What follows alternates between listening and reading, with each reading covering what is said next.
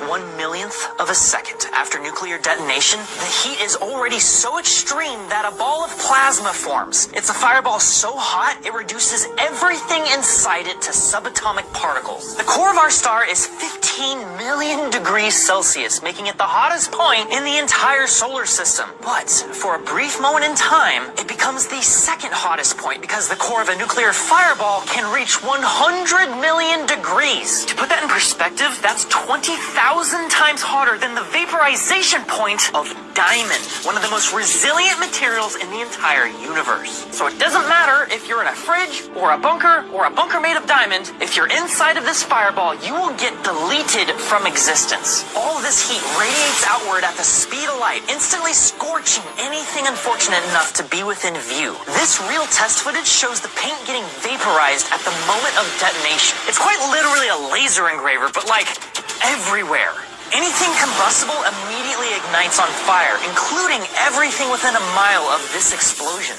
All the people within a mile and a half would receive third-degree burns. It's a burn so bad you don't even feel it. And looking at this test footage, what I find fascinating is that it's not actually windy. What we're seeing is the heat of the nuke pushing the smoke away like it's the solar wind or something. It's just that intense. The shockwave is a sphere of high-pressure air that expands outward faster than the speed of sound.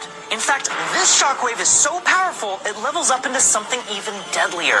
When it hits the ground, it reflects back up to recombine with itself, forming what's called a Mach stem.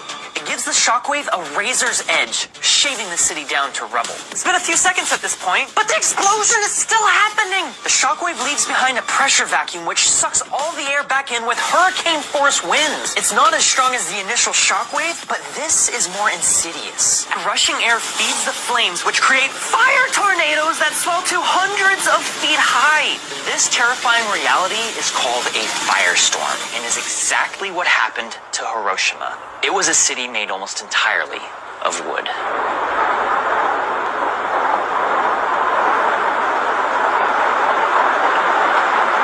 1,200 kilotons. Yeah, this is a megaton bomb. I'm using a tool called Nuke Maps. If you just Google search Nuke Maps, you'll find this. Just plug in the warhead yield of your choice, whether or not it's detonating on the surface or if it's an airburst, and then you just hit detonate.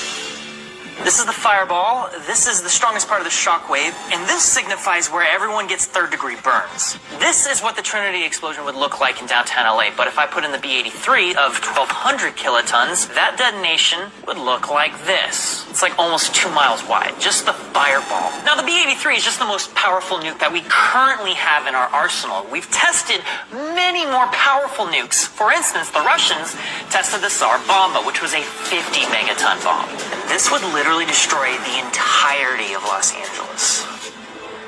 I just turned on the casualties. Estimated casualties are about 3 million people. Instantly.